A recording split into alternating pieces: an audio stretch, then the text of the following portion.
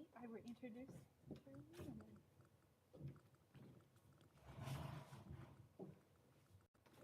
All right.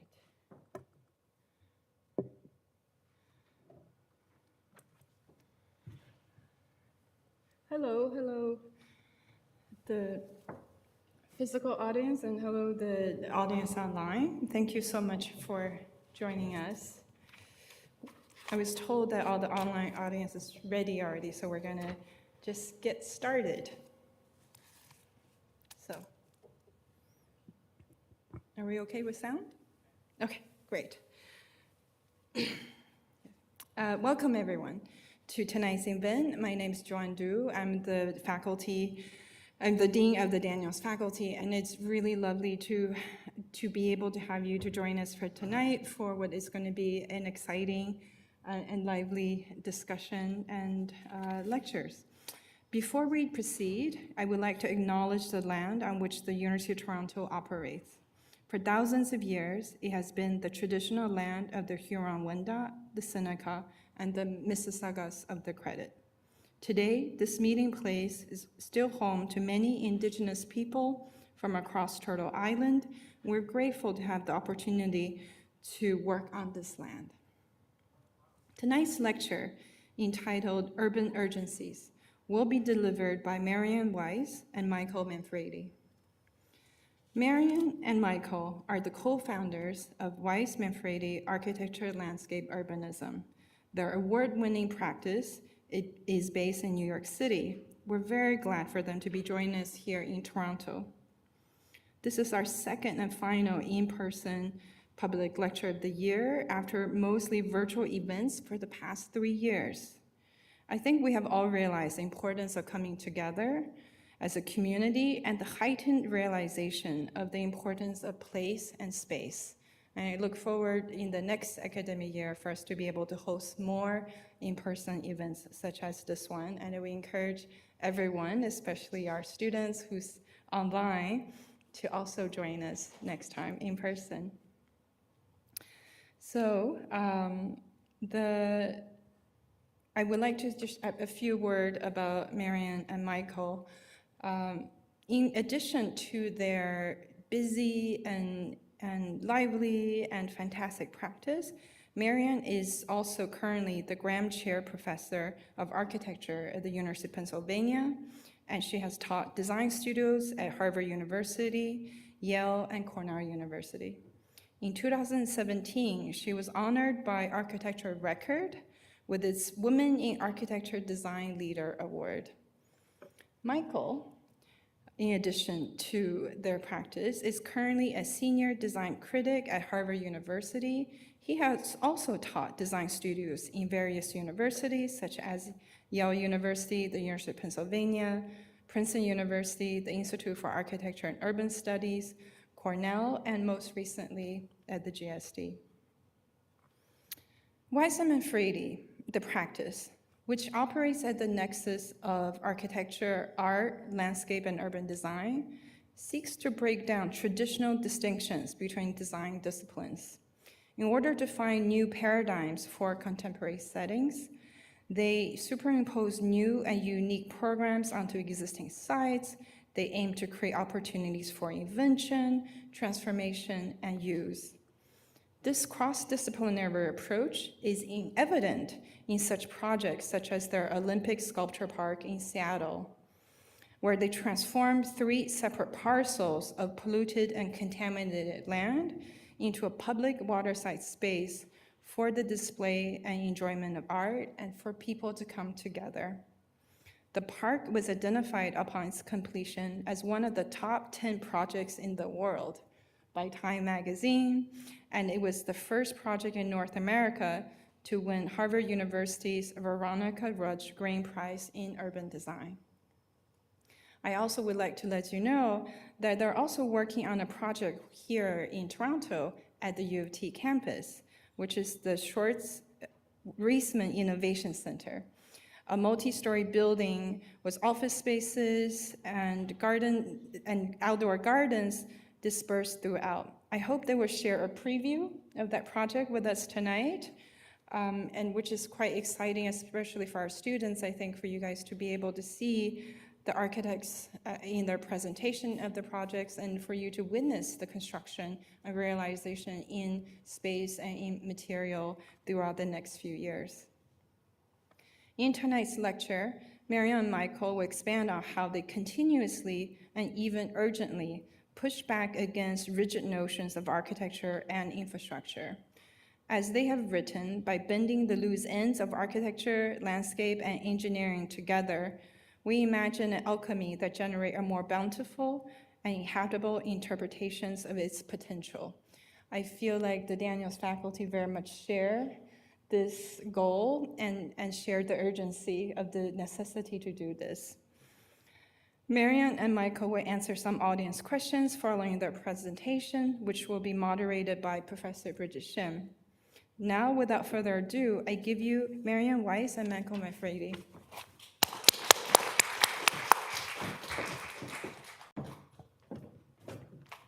Marion, I think you're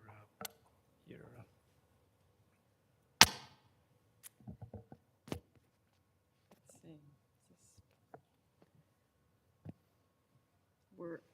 Am I back in the? Good. All right. Well, thank you, Dean Doe, for that very generous and wonderful introduction. And Michael and I are thrilled and honored to be able to be your second and last for the semester in-person presenters for your lecture series, and mostly very excited to be at a school that is really truly building and growing an interdisciplinary framework for thinking about the way we inhabit, shape, and construct our engagement with the world and give it measure. So we'll share 10 projects this evening that range from a very, very small pavilion to a much larger infrastructural project. And I think in that sense, we should also cite the fact that while we have the privilege of describing our projects, the luxury of describing them, I think the effort in many ways has to be acknowledged in terms of the intensity of our studio and the collaborative nature of the folks that work in our studio and all the consultants that we interact with. So with that, I think we can jump into, in a way, the reality that we all face, which is, a world that is, in fact, more and more fragile, smaller and smaller, and more urban. And that urbanity is evident in a 5-minute walk around Toronto. It's redefining itself at a breakneck speed. So for us, the kind of urgencies of thinking of architecture in the context of urbanism are such that we, I think, have consciously tried to avoid the kind of ideas of a utopian architecture or a utopian urbanism. We've looked at a number of case studies that Marion will talk about as opportunities to think much more incrementally, perhaps much more tactically. Like acupuncture, a small move can have a big effect. And that sort of sense of being part of a network is something that we continually try to return to as we start to see our work in a larger context. And this very beautiful diagram by Fumihiko Maki is, I think, a continual source of inspiration. And that sense, which is, I think, also evident in how the Daniels School is starting to structure itself, is very much focused on the idea that the dichotomy between the natural world and the artificial world is no longer relevant. It doesn't exist. Every square meter in the earth has been somehow altered. And that sense of being altered, I think, means that design is even more critical. There's an agency to what we do at multiple scales that is evident in, of course, even in this last round of pandemics. I think artists in some ways have understood the fluidity, the idea of entropy, the idea of change, massive change, and have thought of inventive ways that one can start to kind of take these events and turn them into something fruitful. And so we've been really trying to think about the common thread that we believe has the greatest value, which is the public dimension of architecture and its connection with the landscape and the environment, and potentially thinking of that landscape and connection with architecture as one that also connects to infrastructure. And so in our book, Public Natures, we started to think about the projects and case studies, which I'll share, that have been sources of inspiration, and they've continued to evolve. And if infrastructure can transcend the single-use kind of identity that we think of with roads and highways, or even water channels, and start to merge them into public dimensions, they can evolve and become even places where social infrastructures can make their way inside the buildings. And we'll talk about that indoor-outdoor, if you will, notion of engagement with infrastructure ecology and socializing as part of the way we think about our engagement as architects in the built world. We were fortunate to be invited to the Venice Biennale for bringing dimension to both our insights about infrastructure and movement, both in our work, and we chose to share, in a sense, unpack and not just hide sources of inspiration, but reveal the richness of them, even if some of those case studies, if you will, like the Kaju Bridge in Isfahan, for instance, which is lesser known, or even the Agrasan Kiboli stepwell in India, Plechnik's River Walk, or the Galata Bridge in Istanbul. These are sources of enduring inspiration in our work. And so with our students, we were building these analytical models to reveal their sources, and in that actually created a space of engagement within the Biennale, a room that could actually have that legacy and our own work in dialogue, not so much one-to-one, but in conversation, to create a space where one could imagine within the room of the Arsenale almost a slot of a construction fence that would reveal the models, but a sense of something more timeless, if you will, and enduring, with the kind of shipbuilding that was associated with that area, and rope manufacturing here, that kind of authenticity of the material, the charred wood on the outside. And so the idea then is that architecture may be finite in nature, but infinitely rich if it's part of the conversation, open-ended rather than, in a sense, captured as polishing the top of the architectural pyramid, in fact, sort of reaching out to something broader. So the first project, the Olympic Sculpture Park, which Dean Doe mentioned, in many ways touched on a number of passions, because it involved thinking about the whole waterfront that had been, like many waterfronts, broken off from sources of engagement because of all the infrastructure. And the site for the Olympic Sculpture Park was not one, but 12 acres divided by a trucking highway, train tracks, a crumbling seawall, a contaminated site that had been utilized by Unical, and a 40-foot grade change. So we thought, that's awesome, to do a sculpture park that's free and open to the public. And so the idea of actually creating something that could feel inevitably connected without concealing the excitement of all that infrastructure, but in fact becoming stronger because of it. It became a question of simultaneity. How could you, in 12 acres, keep the drama of the different views of the mountains, of downtown, of the port? And our idea was to actually take 200,000 cubic yards of earth and actually slalom, almost the way golf courses make you feel like you're in an infinitely larger landscape, slalom to face specific views, so it wasn't views all at once, but very specific ones that would reach to the water's edge. And indeed, being constructed, 200,000 cubic yards of earth actually from a downtown site, brought here so that we could actually literally create an infrastructure with mechanically stabilized earth here and sliding seismically dynamic concrete panels to create this, destination that is forever changing, both topographically, in terms of its use and engagement, and in fact, is a place of mystery where one could actually enjoy Richard Serra's work, Wake, as a place of inspiration. And indeed, the inspiration for the pavilion itself was very much almost in miniature, that same unfolding, so that the open-ended nature of that engagement is one that made its way into the infrastructure. So we'll also share some process drawings, sketches. We try to work across a whole range of media, from very sophisticated digital animations to crude models, analog models, to some of the charcoal drawings that Marion and I do.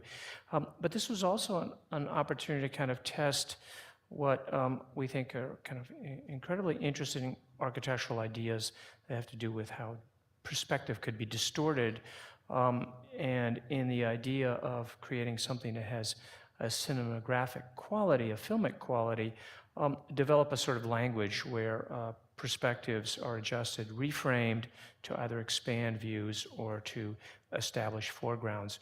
It was also an opportunity in the context of this 40-foot change of grade to really start to meter the section so that you could slide under the park just as you could slide over the road. And that sort of sectional ability also plays out as you cross the train track. And we were privileged to work with a number of artists who I think understood the opportunities of operating at an urban scale in the context of a public environment.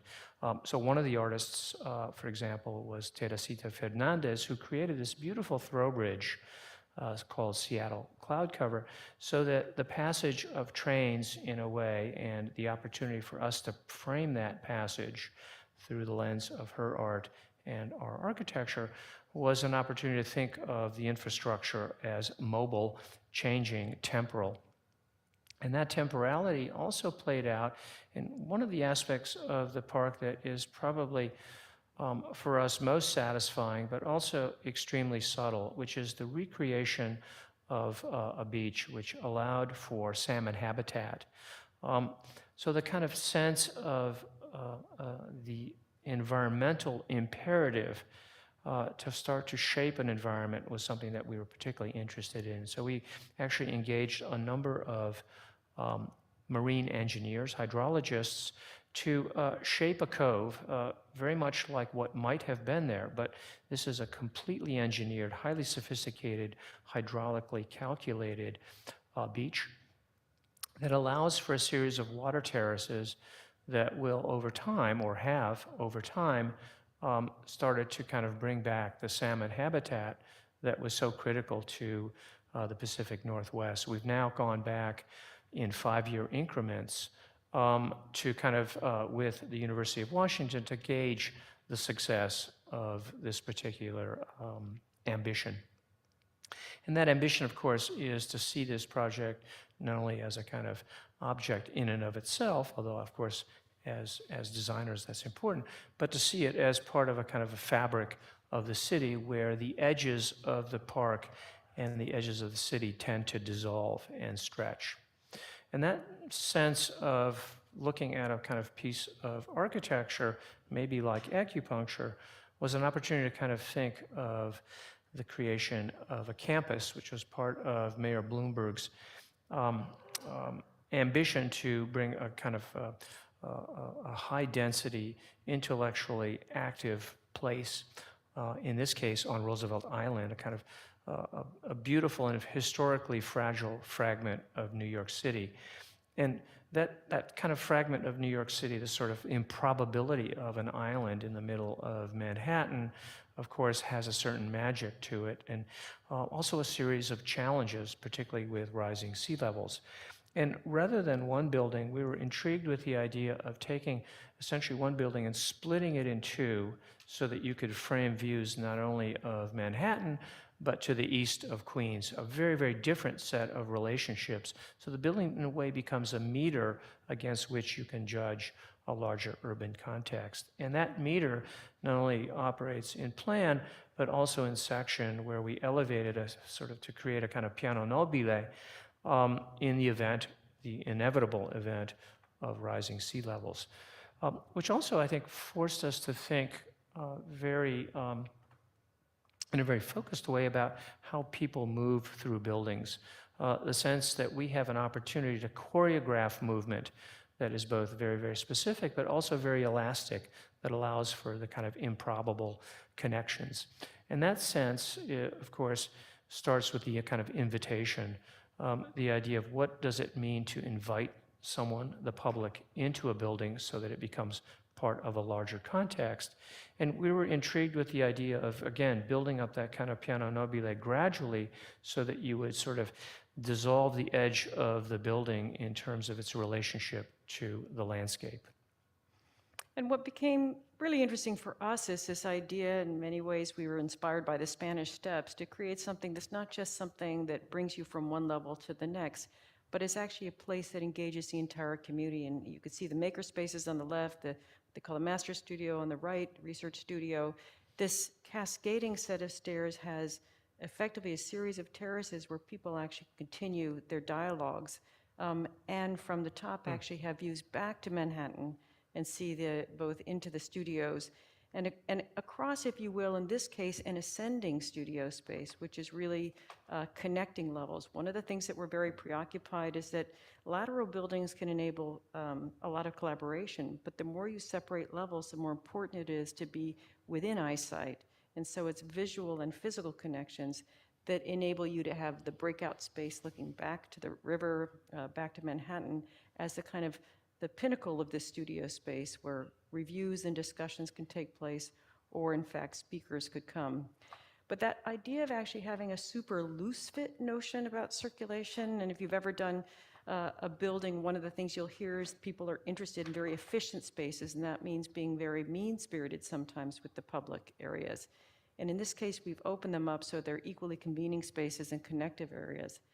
And yet, the building has not 4 sides, even though it is really a clean footprint. It has 8, and so the corners become very focused and almost into bay windows as they ascend to lift up and open to the landscape.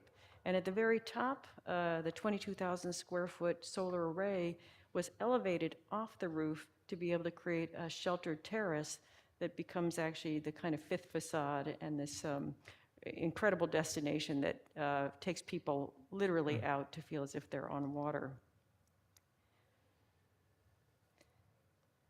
So this next project, Kent State Center for Architecture and Environmental Design, was in many ways one of the most wonderful competitions to win because it had to do with how do we think about building a design school in a place where the idea of fabrication and factories had been such an enduring kind of iconic idea for how things can be made and assembled.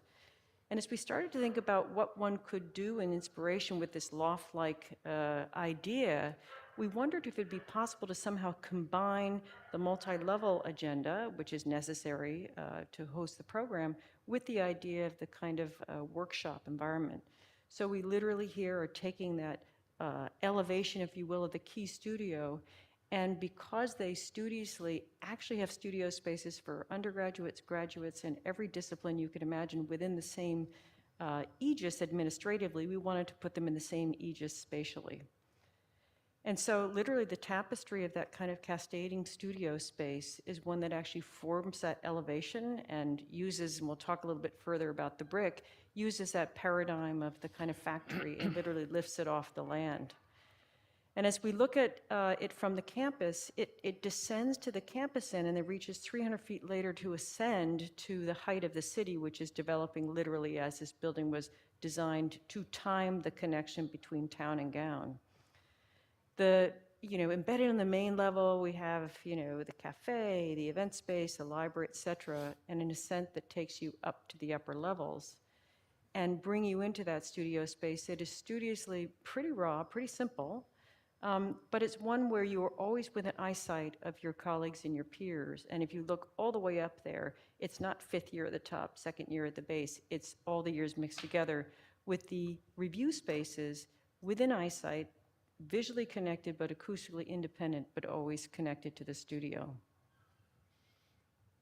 And that connection, of course, operates at multiple scales and allows the school to kind of reinvent itself around a set of programs rather than around a set of specific disciplines. And we also love the fact that schools of design are inherently chaotic. They're undisciplined at times. That kind of sense of creativity, fragile as it might be, of course, is a source of incredible discipline. We also thought on the side that faces the town, this was an opportunity to open up the library. And that library, of course, becomes a much more public presence to the town itself.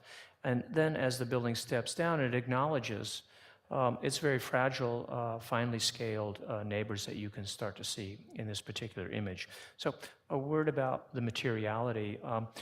That part of Ohio is an area that has been a source of brick manufacturing for several hundred years. And we were particularly intrigued with being able to open up one of the older kilns that in a way had gone into a bit of a hibernation and reintroduce the kind of brick that that particular kiln produces, which is a very beautiful honey-colored brick. And sadly, a number of decisions were made to close that kiln because the brick had a high level of variation. And it was precisely that variation that was something that we sought. And we also attempted to make a new kind of shape of brick that would allow a level of tactility to the building. Often buildings have a kind of sense that you can't touch them. They might be too fragile or too precious. And we wanted to introduce an ability to kind of create a surface that was extremely touchable. It was also a surface, because the building's slightly oriented off of true north and true south, it becomes a meter, a way in which you can meter the time of day and, in fact, also the time of year. And these are qualities that we think often in our highly digitized world we've tended to forget, and architecture does have an opportunity to remind us of the physical, the haptic. And the sense of seeing the building on the oblique by night, because it is a school of design, so it's active at night, was something that was quite intriguing. And that sense of working through the course of the day and the evening was certainly true in the context of a laboratory space. And in some ways, the disciplines of design, the disciplines of science are not so bifurcated. We were very intrigued, even though this project is a very specific project on the University of Pennsylvania, to see it as part of a much larger context. And that context, in a way, had grown over time to be somewhat barren and divorced from the university itself and the very beautiful plan of the city of Philadelphia. But it was also an opportunity to kind of deal with the very pragmatic and very real issues of electromagnetic waves and how a building that was devoted to very precise sciences, nanotechnology, could be positioned and could operate. So the idea of laboratories driving the design was something that allowed us to think of the building as a courtyard.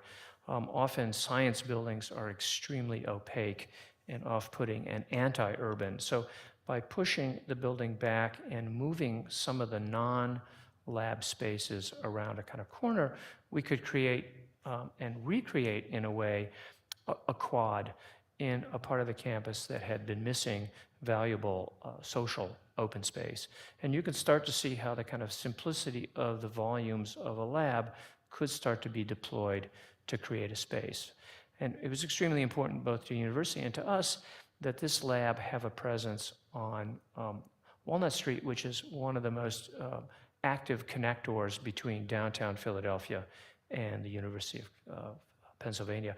And that sort of liminal zone, that kind of deep porch, in a way, was an area where we invested a great deal of kind of attention and spatial energy, that sense that this was the space between the hard sciences that are incredibly intriguing and the activity of the city, that kind of sense of invitation. And here that chroma, the saffron chroma, marks the very real activities that are occurring in the creation of nanotechnology. And I think, just to add to it, that amber chroma that you're looking at is really to protect the infrared rays from impacting the work. And yet we were so excited about that we adopted that as really the identity and the kind of connector of your kind of chromatic clues through the building. And what was super interesting is that lab floors are very, very tall, I guess 7 meters here or whatever, about 20 feet. And yet, because elevators had to be very remote to avoid the vibration and electromagnetic interference, the stair needed to be irresistible because the elevators were so hidden. What you start to see here, though, is again the idea of collaborative space and seeing all the way through so that the meeting areas and lab areas are within eyesight of each other became a kind of a condition of actually pulling people out of the labs and into the public realm, and literally taking the greatest collaborative area, which is the meeting space, the forum, the Gland Forum, that this is a room that could host all kinds of events and meetings, but literally also, most importantly, have the kind of overlook to the rest of the city and the campus. And what becomes super interesting when we think about it coming alive is that engineering buildings had tended to be very opaque on the campus, and we created both a new green and also a new lens, if you will, to the great disciplines that come together around nanoscience at the university.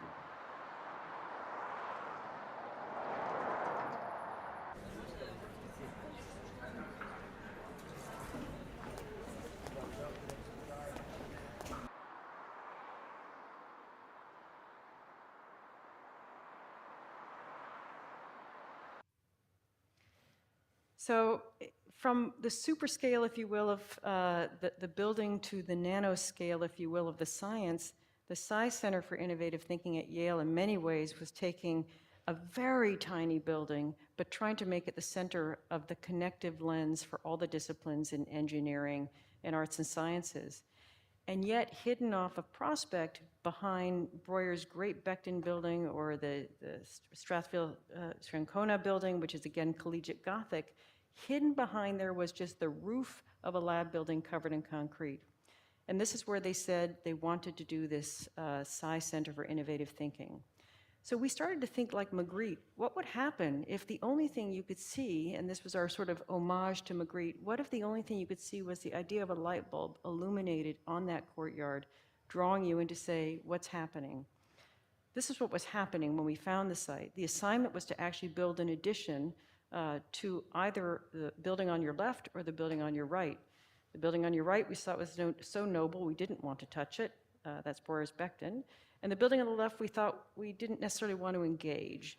And so what we found was that by thinking about creating something independent, a kind of oval lens centered, we could actually do something even more important, which was to create a connected landscape and destination. Because of course what was there that had been part of Breuer's language was this big concrete wall with an additional 42 inches of concrete to prevent the connection from the historic courtyard all the way to this roof level, if you will. So by taking down that wall, we were able to create now an ascending landscape that would actually protect the labs below, but also offer a connection or a destination that could become central to the courtyard. We were very interested in something that could be as ethereal as possible. And so one of the things we discovered is that we could actually, by curving these 22-foot high panels of glass, by curving them in and out, concave and convex, they could become so structurally strong that they didn't need any columns to support them. And so that became a very interesting sort of engagement for the transparency of the inside. But what we didn't plan on, and what we have been so excited about, is that oddly enough, the reflections of the Breuer-Becton building take on a nearly collegiate Gothic expression, which we can take no credit for, but we really love in this kind of dialogue of collaboration with the campus. Well, maybe we'll try to take credit for it later. But also, I think, is very, very clear, and I think true to certainly what many of you know, is glass is not transparent. It's a material that has active presence in it.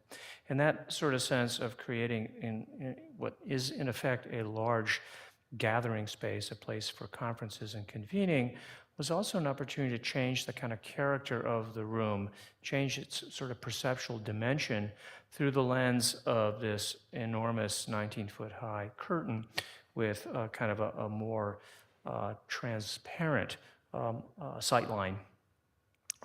So the curtain can move and could adjust the room till it's a very, very tight and intimate cocoon.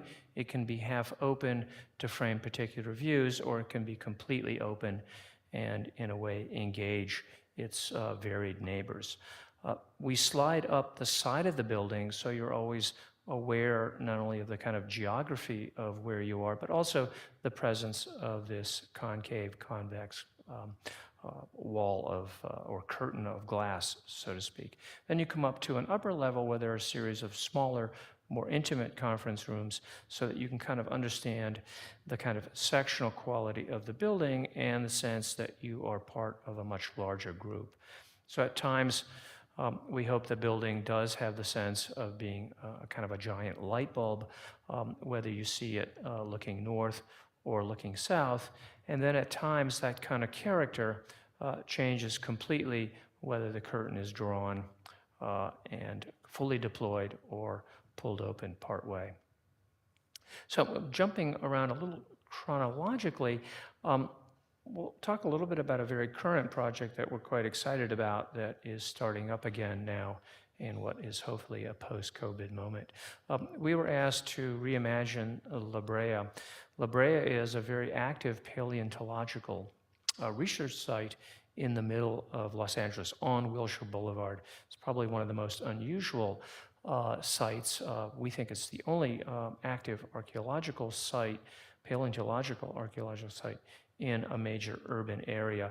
It's also a part of LA, the kind of idea of fantasy. So there are these kind of large sculptures that recreate the kind of flora and fauna. And this was an extraordinary bit of history because, in effect, LA is founded on tar and oil, and its wealth is as much driven by that simple fact as it is a city that's redefining its future. But sadly, a number of these artifacts, there are so many, couldn't be made visible, and I think one of our opportunities was to make this collection and kind of break open the box of the existing museum so that it becomes a kind of treasure trove that's evident to a much larger public. And we're very interested in the kind of urban implications of this incredibly unusual site. It's part museum, it's part research site, active research site, and it's also valuable open space in a city, paradoxically, that has very little public open space. Los Angeles is ranked, I think, in the around 40th in major cities in North America in terms of open space per population. But what was intriguing to us, and you can see the kind of curvy Zumthorpe Museum adjacent to the La Brea tar pits, was the opportunity to think of this site as multi-scalar. It was also an opportunity to think of this site not only as a museum, but also, as I mentioned, an active archaeological site and precious public open space. So we started with a kind of open-ended idea in the context of a competition, just to kind of look at the site to see what inherent narratives might kind of be brought into focus.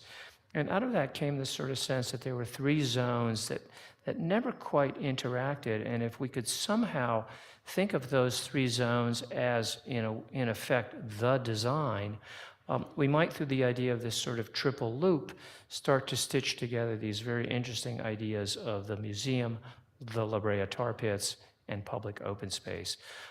So we call them a series of lenses that would have programmatic adjacencies and programmatic kind of cross-pollinations. We also looked at the idea of planting an enormous number of new trees, many of which had a kind of a paleontological agenda as well to kind of teach about the history of this particular landscape. And then you can start to see it here, given a kind of scale, a sense of tactility, and a sense that the La Brea might also be an active neighbor with Zumthor's LACMA Museum. And that sense is that, that we might, through this project, live not only in the present, but also start to see how, through the sort of mechanism of moving through the site around and back, there might be a kind of idea of taking the museum and stretching it out into the site, into the city, in effect. And that sense of being into the city starts to take shape in this overall site plan. And so, as Micah was mentioning, this is probably it is the most active urban paleontological site in the world. It's doing research and excavation 362 days a year. So how do you reconcile the fact that it's also a desired public park and museum? So this triple loop that you can see here is also kind of carving a series of discoveries, and in some case levitating and giving measure here with these canopies, the entry off of Wilshire Boulevard, which is called Los Angeles Miracle Mile, or the other elements. So the sense was giving identity to things that were effectively broadly distributed but not in focus, including, in this case, the central community green. Now, our design, the existing museum you could see on the right, ours extends as an addition to the left and connects and renovates and rejuvenates through carving through that hillside a revelatory window into the museum itself. But it's not just the museum and the collection, but it's the activity of research that was so exciting for us. Again, all year round, those researchers, those people who are excavating in the field are under hot sun, so they have these tarps. So again, we brought that canopy to be able to give shelter to the work that is actively happening, and you could see them here with their matrix to actually find and be able to dimension the location of material. And that new matrix, if you will, of a sheltered kind of canopy above both protects people who are working below, but also provides a kind of, if you will, almost a pavilion engagement to the people who are in the park and looking inside. So again, that kind of plan of continuity so that there's never a sense of begin or end happens right there in the museum with the original museum on the right, and upper end, you could see the expansion. And so literally that idea of that expansion allowing us to go deeper into the earth and reveal even the avian kinds of fossils that have been discovered gets you to something that our feeling is that the La Brea tar pits in the darkness of the tar, the evocation of that space could be one that not only is powerful in its formulation, but also quite vivid in the way those people are doing the research and the cleaning of it are actively and vividly seen in the public. These are the labs right behind. And literally what Michael had described as a collection that they could no longer, in a sense, have enough space to share or show or even store, our thought was that it would be incredibly wonderful for scientists and students and visitors alike to be able to see that collection on display and literally have the engagement and discovery unfold within their eyesights. And within their eyesights actually even comes into play coming right off of Wilshire Boulevard. Rather than avoiding the fenced out lake pit, which is part tar, part water, this is actually carrying a bridge across to pull you into the heart of the park, but also into the heart of that magic, if you will, that is both sort of fictional, if you will, and fictional in the ability to tell a story at night. You can imagine a film, if you will, of mastodons and mammoths crossing the land as they used to, changing the kind of environment, and as we know it, that kind of fiction and fact and science come together in most extraordinary ways in Los Angeles. But crossing over from Los Angeles to New York's Waterfront. Equally fictional. So this is a project that we've been doing over the course of a little over 10 years and in 2 phases. I'll start with the first phase. And this is a park that enjoys this incredible strategic location, in fact, not too far from Roosevelt Island, but in a way it could capture a much larger sense of the city of New York. But it also, like many urban sites, waterfront sites, has multiple histories that in some ways we wanted to make sure we acknowledged. There's obviously the pre-colonial history where this was one of the most fertile wetlands. It also had a period of intense industrialization, like Toronto on its waterfront. And then in the 60s and 70s was largely abandoned.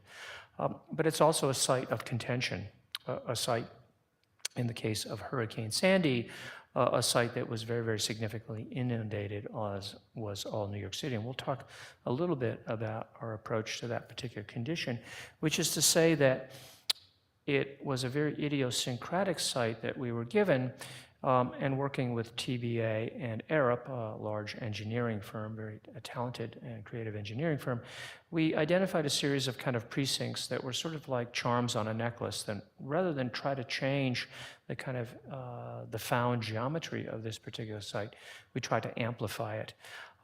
And we also were very intrigued with the idea, and this was pre-Hurricane Sandy, with the idea of how can you use the kind of act of design to incorporate what would otherwise be catastrophic changes of water level. And how could we start to think of this in a slightly more, in a softer way, rather than just armoring every surface? And of course, we're building on research done by ecologists and hydrologists, and we were the beneficiaries of being in the right time and the right place to try to test that research. So it has this kind of idiosyncratic waterfront that in a way becomes a giant sponge that could absorb changes. And I'll talk a little bit about how that operates, as will Marion. It was an opportunity to create, in a way, a very public and very civic green where families could gather and kids could play soccer. It's right next to a school. But it was also an opportunity to kind of use the meter of architecture to frame incredible views. And we'll talk a little bit about the architecture's capacity to bring things into focus. But what was particularly intriguing is what you don't see, which is under this kind of green oval of both natural and astroturf, is a giant cistern that's capable of holding a couple 100,000 gallons of water. And so it becomes this kind of giant reservoir. And the expectation was, of course, that it would never fill up.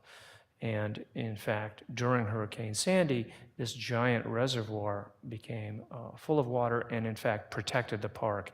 And so this was probably one of the first examples of being able to kind of think of waterfront edges as having a level of resilience. And that level of resilience also extends to the canopy, which is designed to withstand hurricane force winds. The pleating of it is made actually in a shipbuilding facility, the pleating of which allows us to capture water. And then on the south side of the pleats, which you can see here, there are a series of solar panels that have been positioned. So this pavilion becomes a kind of a net zero pavilion providing energy and light for the sort of immediate area of the park itself. But also what we discovered is during COVID, the importance of urban space, the urgency of urban space came into focus in ways that it had not done before. So I think this has changed, I think, our collective way in which we see urban open space. It's not a luxury, it's actually a biological necessity. And that sort of sense of necessity, creating different environments where we can bring back, in this case, the kind of shore pines that had been there in a kind of pre-colonial period, allowed us to create a series of different settings. And those settings at times have what we think are architecture's capacity to bring into focus things that might otherwise not only be unseen, but perhaps dismissed. And so after this first phase of the park opened, there was a long delay of nearly 5 years before funding was in place to think about the second phase. And in many ways, what was so interesting about the second phase was that it existed, as Michael described, this idiosyncratic water's edge, but also had a topographic change of about 30 feet. So that became very unusual and a source of inspiration for us to think about that idea of actually a multi-level park, of which the belvedere, or the kind of overlook, if you will, could extend out over the water, but simultaneously a waterfront edge could be created. And that sense of being tied to the kind of legacy of the maritime identity of this site was something that was a source of inspiration for us, that sense of reaching out and over, hovering, and also being embedded into the earth. Now, the kind of articulation of what that, if you will, that articulation of that space of the subsurface and surface was something that we were fortunate that we were actually able to work with some shipbuilders, if you will, in Maine. And amazing to see this element finally carted down to New York, suspended by crane, and dropped into place in very short order in its kind of prefabricated stance. And what you'll see, though, is that not only were we assembling this kind of very, very important point, if you will, an overlook at that great intersection of height and prominence, but we were simultaneously excited about constructing a site that could further the resilience message. So what you're seeing here on the left is almost the medieval fortifications that created those star cities that you saw in the early slides that Michael was showing, doing precisely that, but in this case to be something that would enable you to walk at the perimeter and absorb and create a protective wetland. And so over an acre of wetlands has been invented and created here, and there is a shoreline walk, if you will, that balances and protects that wetland, but also allows you, in many ways, for us, a kind of favorite sense of feeling like you're literally walking on water. That promontory has the great benefit of spinning around because Newtown Creek, formerly one of the most contaminated bodies of water, but now cleaned up, creates a sense that the water of the East River is truly magnificent and generous, and that the simultaneity of all these elements coming together, you could see this just during construction, nearly done, are places that could also support very intimate places to leave the city behind you, to cross that threshold, or even that one element that was a strange peninsula, which we were able to forge into an island through additional excavated wetlands, could become a full retreat, but a place to glance back at the city and feel in many ways independent of the park and the city itself. And the idea, though, of embracing every mode of movement from cars to bikes to pedestrians as part of the agenda of the park enable us to say that we would pull the kind of public sidewalks off the sidewalk, get rid of about 12 feet of paving, so that indeed the park itinerary could count as that public sidewalk. And that's how we got all the more parkland to create elements like this. So it really is that kind of invention of a site that occurs because elements that have never been in focus and accessible become magical. And our hope is that that magic in this particular site is something that people discover for themselves. It's directly opposite. The ferry comes directly to the pavilion. There's a food service area that people enjoy to bring their own picnic. That guy is not me, by the way. The working out character is very true. And what we love is that sense of movement of wind, landscape, hard structure, and the material of the landscape come into focus in ways that really unfold for us to create a place of magic. And so I think for us, we're going to debut now this Schwartz-Reisman Innovation Campus is a place where we're hoping to make that connection of magic that is unfolding sort of right before our eyes right now at the Schwartz-Reisman Innovation Campus. Now, when we say magic, it's magic because the site is probably the belly button of everything that is extraordinary about Toronto. We're right at the edge of the university. We're right at the edge of the city.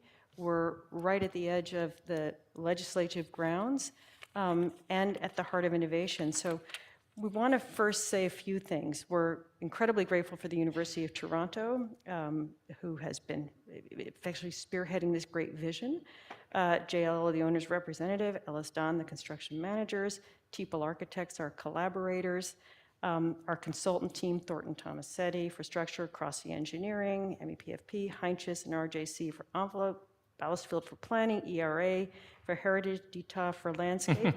And I have to say, Michael and I wanted a huge shout out just now to Matt Ferraro, our project manager, who's somewhere in here, Steve Teeple too, our great collaborative partner, and maybe Chris Minerva from TT might be in the room as well. But we're incredibly grateful for all of our collaborators, and those collaborators in a sense, are adding to a history or a timeline where the idea of effectively this legacy of innovation, history of Toronto, the university and the city, have actually been woven together in powerful ways. Certainly it's evident in the Mars campus. But as we started to think about this particular building, whose goal is to connect entrepreneurs and academics in unique and compelling ways to effectively catalyze innovation, one started to think about the kind of craziness of program distribution where you could argue that everybody might be in their own silo, but what if they could feel interconnected even within this kind of landscape of divergent sort of agendas? But again, for us, the magic is this location. It really is this kind of gateway location. And it's one where the gateway between the city and the campus are literally in this kind of liminal state where at one moment you feel as if it's part of the campus, as part of the city. And it has this kind of hinged quality at the edge of a kind of vibrant neighborhood. So as we started to think about the gift of this site, the magic of this site, there's key landscapes and panoramic views that effectively can get leveraged just because of its location.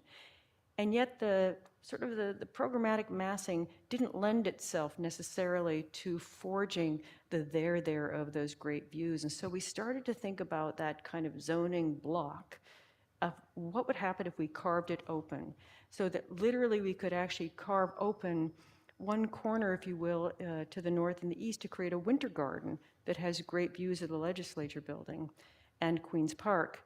And so, in a sense, the evolution here, let's just talk a little bit about it. The kind of early sort of zoning massing, which was a little bit robust in its boxiness, we started to think about those carved geometries, but we also wanted to recognize that the building is not that tall, but it could, through carving and entasis, actually start to have a kind of slender identity. Now, the program distribution, though, with the pair of winter gardens and the main public level, create a kind of itinerary of places where people who might be doing very different things can convene. And the idea of kind of an ascending loop and forging that connection is one where literally this kind of sculpting of this shape, the kind of tapering, gives a sense of identity to both the arrival, to his engagement, and also helped us keep the shadows off of Queen's Park, which is required. And in fact, as phase 2 goes into consideration, that too needs to actually follow that shadow line to keep shadows off the park, which was, in fact, one of the things that we felt gave it an opportunity to have a dynamism, because certainly where it could be more robust in scale as the city grows, it could also still protect those views. And it's such that as we start to think about, that intersection at, college and university, the gateway notion of it is interesting for us to think about its gateway stature and a gateway setting. So a word about materiality. We were interested in making a masonry building. There are many, many glass buildings in that context, as you quite know. But the thought was to think of this as primarily a masonry building with a series of apertures or giant windows that Marion described that would become winter gardens that were public in nature, so it becomes a kind of mini city. And we were intrigued with the idea of using precast in this case. Just an acknowledgement that the precast in this particular part of Canada is extraordinarily good and of high quality. So this was tricrete, and we were very interested in the kind of faceting of precast so that a building like this would weather over time. We don't think of weathering when we think of architecture much, but the opportunity to think of how this building would weather over 5, 10, 15, 20 years was something that was extremely intriguing. But the other thing that we realized, sometimes out of naivete, is by shaping the building into what we thought was a very simple and effortless way, created a whole series of interesting and challenging opportunities in terms of the kind of scale of the kind of window itself and how the modularity of precast might start to shift on each floor, but also the interest in a level of tactility. And again, what we are actually very intrigued with, and I think the kind of choreography of construction as we as architects think about how to collaborate with someone like Ellis Don, who is building this building and in a way designing the kind of tactics of construction, which in a way is a design process in and of itself. We were very interested in finding ways in which the forms could be reused as much as possible, and they become beautiful objects, of course, in and of themselves. So this is a way in which I think in the context of a school of architecture, a school of design, we can start to think about fabrication as part of a continuous design process. Often we think of design as a moment that stops and then someone else takes on responsibility. But we were very, very interested in how the kind of prefabrication of these panels could be assembled, moved. How big could they be and still trucked on site? How could they be positioned in such a way that the joints could be minimized, or where the joints between panelization occurred, how could that be an active role in modulating the facade? And the idea was to create very simple loft-like spaces that could change over time. The kind of meter of the windows was somewhat neutral to how different programs could develop over time. And then there is the event space, which is a very beautiful and very special space, and that will be lined with wood. It will be used for a whole host of different events, and the kind of syncopation, the metering of both the vertical surfaces and the ceiling recall in a, we hope, not too literal way, the faceting of the facade. So this will be a room very actively used for formal and informal events.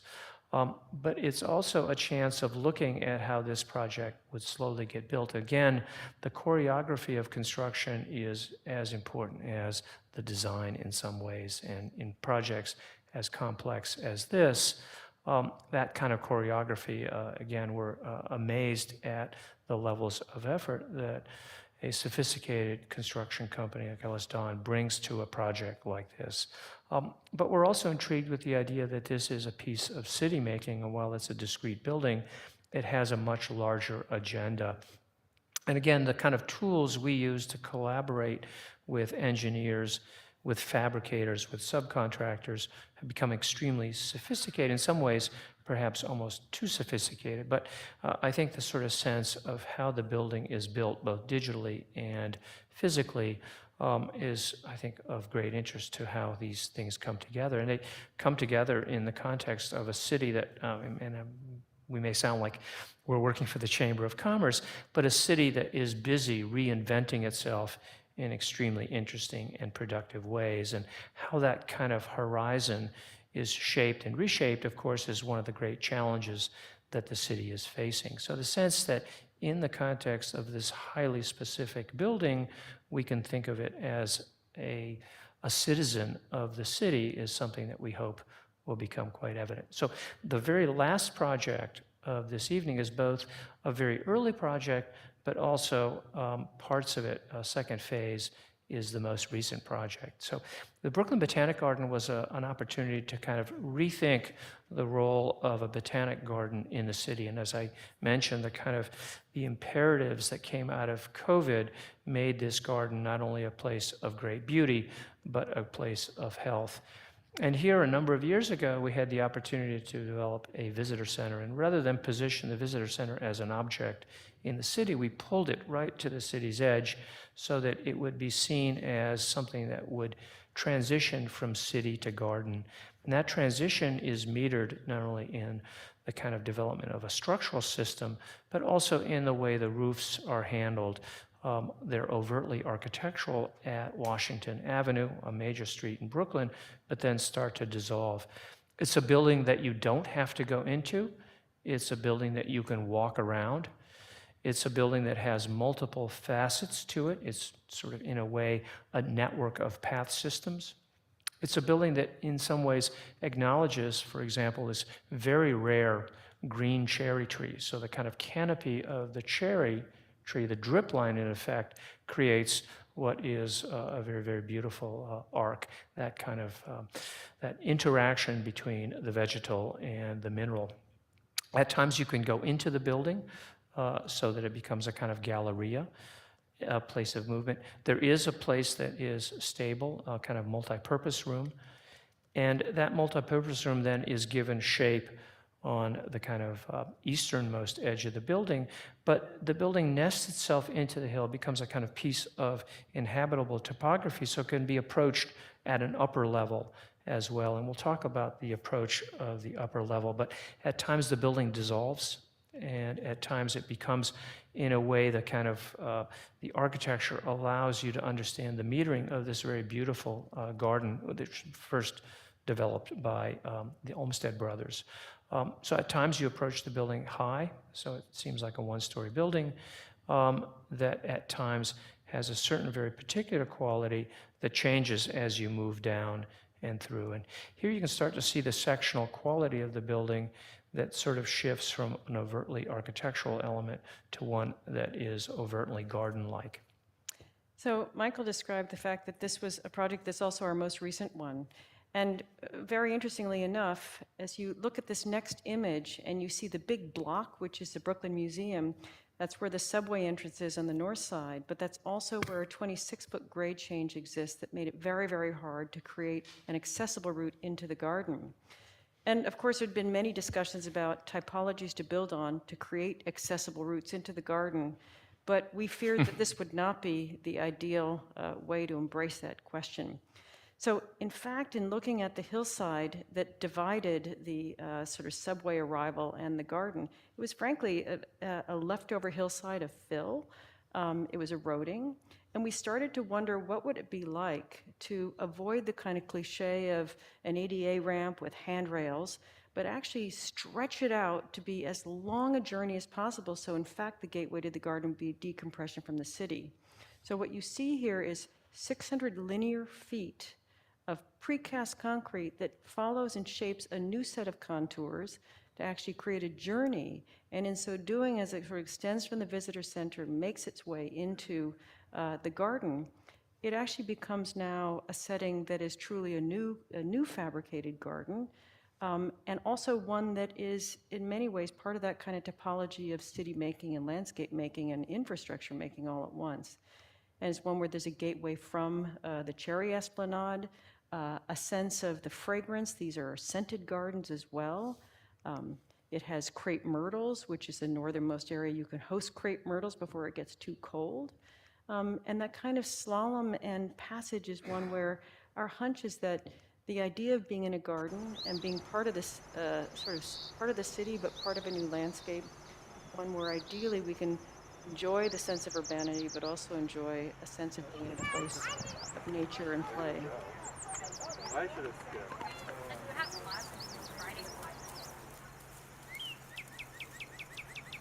On the coming up in October.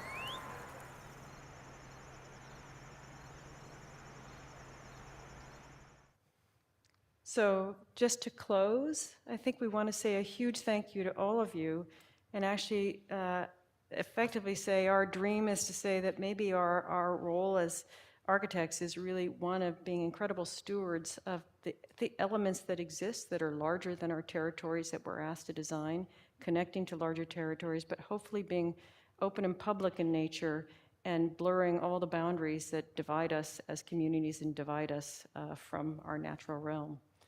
Thank you.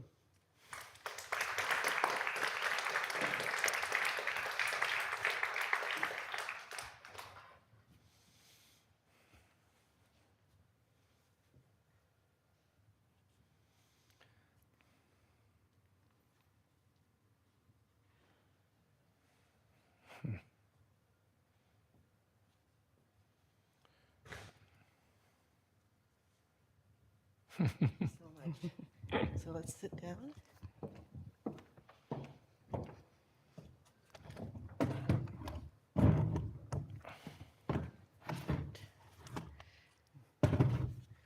So first of all, thank you for a brilliant lecture. It was really wonderful to see work that we've seen before, but also really new projects. And I think it's almost a perfect lecture for an architecture school where we are interested in architecture, landscape, and urbanism.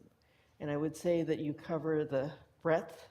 And what I really loved in your talk is that you talked about breaking down the traditional professional boundaries, which is maybe the perfect thing to talk about in an architecture school. And you also refer to this kind of incremental urbanism. So maybe we could start with things we do in architecture school.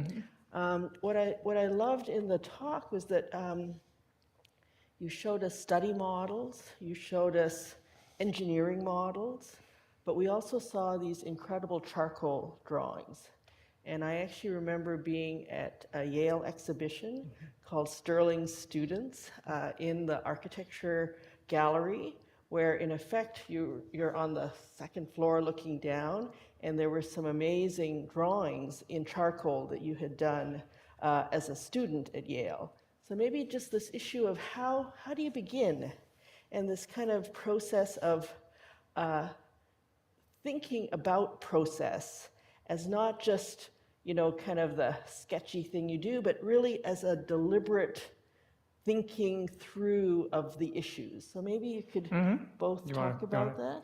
Sure. I mean, what's so interesting, Bridges, you kind of touched on one of the hardest things to ever define, which is process, or process if we're in Canada, which is, in a sense, what does it take to unfold a sense of possibility for a place, a program, a community, and for us, we need to use the broadest toolbox possible. We look at history.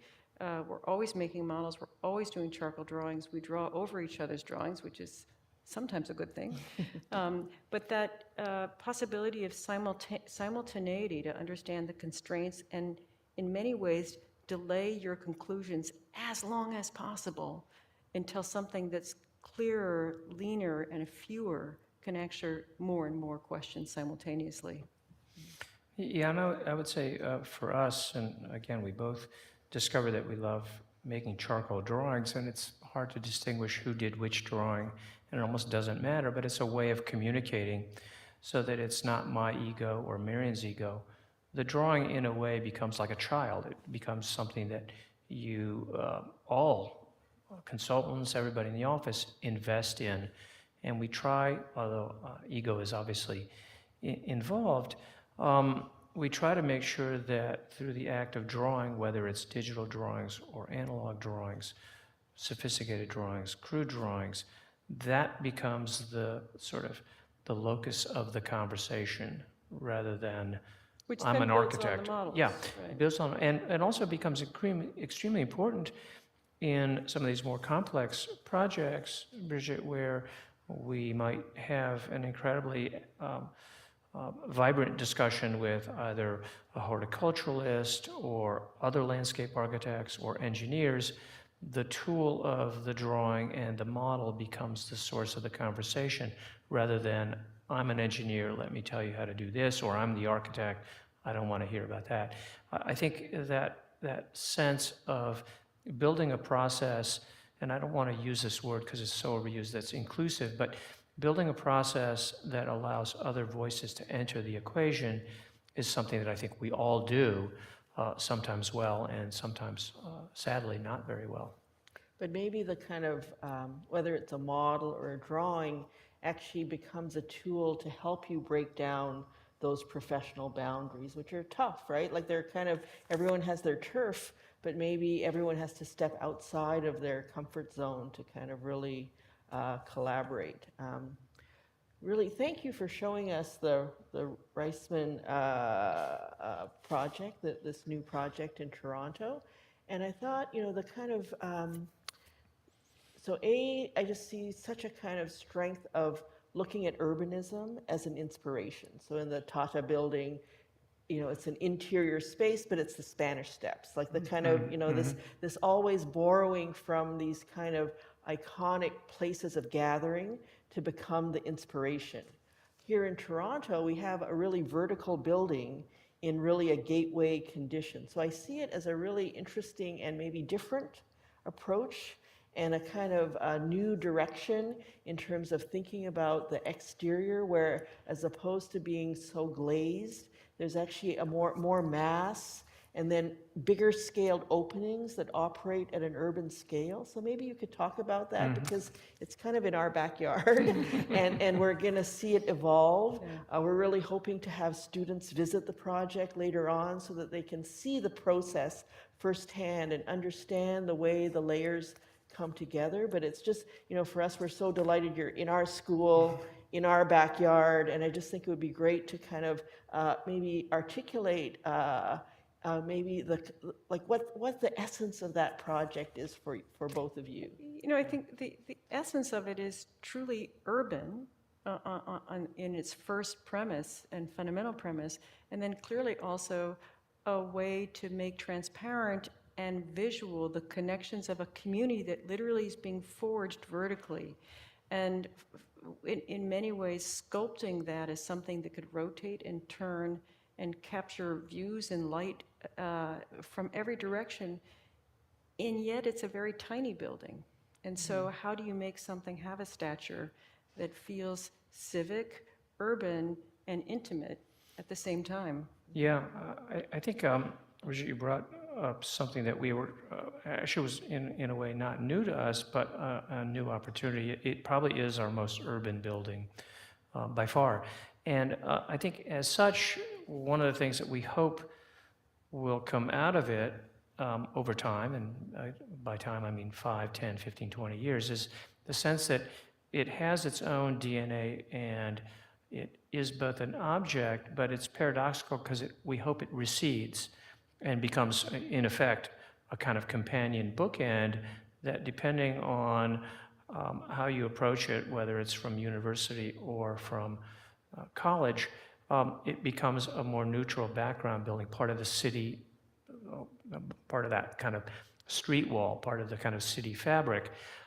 So we hope that we can strike a kind of interesting balance between it being figural and being much more neutral and more background. And that, as you pointed out, has to do with many, many different things, including its overall silhouette, but also the scale of its apertures.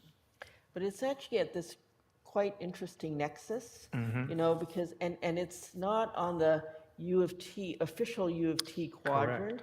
It's actually more associated with the provincial government buildings, which have these amazing concrete precast, you know, Exactly. kind of range. Ministry this of kind Finance being an inspiration. Well, the curving one, but even further north, Yeah.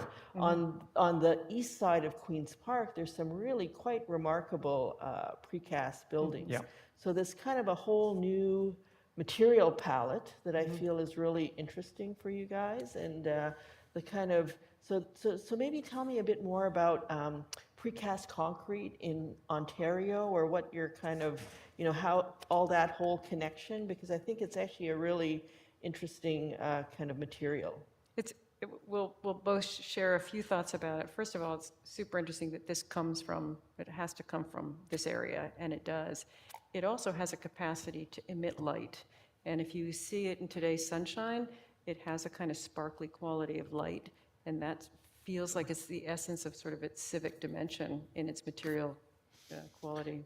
So it's Tricrete is the company that fabricated. They have several plants. This particular precast came from Niagara on the Canadian side. We like the idea that the shipping radius was relatively tight because, again, this goes back to issues of energy consumption. Building a building is extraordinarily energy inefficient. So geography played a big role. The other is the kind of quality of light. And there is this sort of diaphanous quality that Toronto has, we think, because of the presence of water. And even yesterday, we kind of went through 3 or 4 different weather patterns in the course of 4 hours. So we're hoping, as Marion said, the kind of precast has a certain luminosity. But the other thing that I think all of us as contemporary architects forget often is how a building will weather. And there's a very beautiful book by David Leatherborough on weathering, which I think you know. And I think we're returning to that because maybe we've now seen many, many buildings, including some that we've designed, that if they're not well maintained, don't become good citizens of their contexts. So we're particularly interested in how this project, which is essentially a masonry building, if you think of precast, might weather over time. Well, or I guess what I'm understanding is you're designing it to weather. In anticipation. So you're anticipating the way that, you know, water will kind of cross the surfaces and the patina that will develop. And more depth. Yeah. And a sense of it Yeah. might have looked as if it's always been there. Great. I don't know if there are any questions from the chat or the audience that we want to open up to.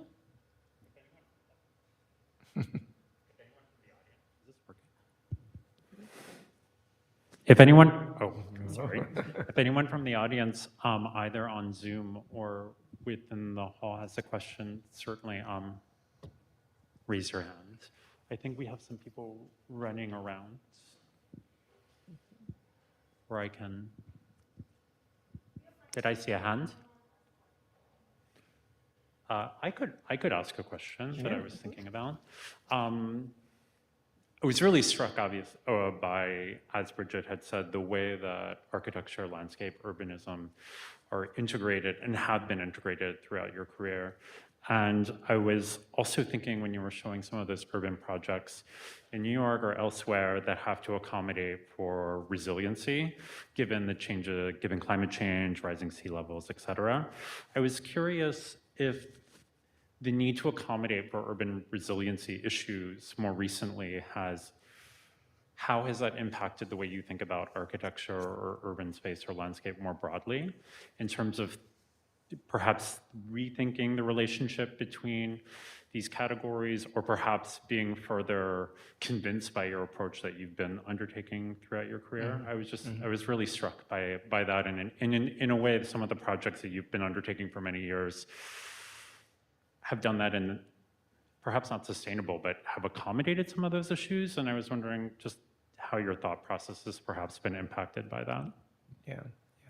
Well, we actually had done a lecture on the history of major changes in city making and architecture, and sadly, they're all driven by pandemics and major Floods, disasters. fires, right. And it seems that as human beings, that's how we react. So I suppose we should sort of take this last round of pandemics, and there will be more, as an opportunity to kind of rethink how we conceive of open space, how we conceive of buildings that can breathe and can be exposed to natural ventilation.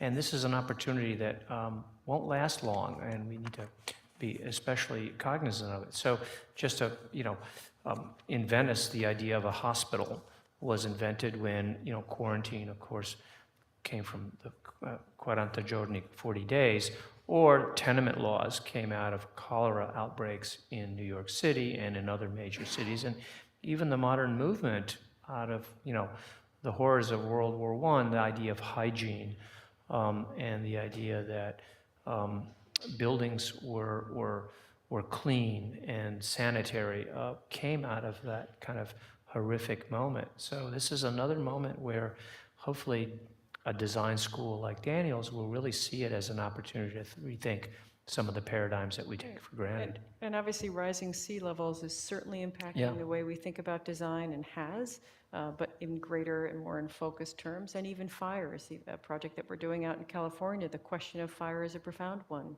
And so the sense of being fortified for certain risks, but not creating a fortress that doesn't invite people in, is the balancing act that's going to become increasingly critical. So one of the terms that I really enjoyed in your talk was the capacity of architecture. And when you think about your Hunters Point, your Olympic Park, you talked about the way that it begins with this intense study, and that your role is to almost amplify the site through design. I guess I feel like, clearly that happens and it's there, but maybe you didn't really talk about a more artistic reading of the site. And when I saw, the first and second phase of the Brooklyn Botanical Gardens, clearly there were all these functional requirements. Everyone can, you can do a ramp, you can do railings, all that stuff. But in the end, the kind of, the true and seamless integration where you're really just, everything is constructed, but you're sort of in this cloud-like movement through the landscape, I thought was so beautiful and so touching that it's kind of, for me, that really talks about this crossover between architecture, landscape, and urbanism, because it begins with a building, but it doesn't end at a building. So there's almost like a metamorphosis, both through the journey of the site, and then the forms actually literally transform before your eyes. So maybe you could talk about that, because I feel like it goes beyond all the analytical kind of requirements and the ADA kind of things. It for sure accommodates that, but really sort of is so much more ambitious in what it's trying to accomplish. Well, thank you, Bridget, for recognizing that, because at the end of the day, I think particularly in America, there's a tendency to try to defend design through strictly functional and numerically sort of defendable terms. But in fact, we're artists. And so we inevitably do something that nobody else will do. And each architect approaching something will do something that nobody else would do. And that's the gift of the kind of process of discovery and delay and research, and among other things, charting with incredible horticulturalists And then people who really know how to fabricate this incredible precast, you get mass customization of 600 linear feet of wall, you know, and all of a sudden it gets better because different voices are coming in to say and yet we're effectively the artistic director of an enormous amount of obligations that need to somehow ascend to something altogether different. Yeah, and I think one of our other preoccupations that I think is certainly evident in the Brooklyn Botanic Garden that is, I think, artful, I suppose, the kind of art of architecture, and hopefully will be evident sectionally in the source Reisman, is a sort of cinematic quality of how you move through space. And I think that's one of architecture's great gifts that is very different from us looking at film, for example. But I think that kind of reciprocity is very, very, very near to how we work.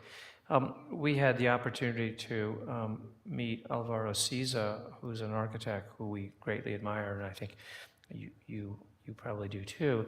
And he had said, and he's been quoted, but he said rather informally to us too, is he didn't invent anything new, but he looked to architecture's capacity to transform reality.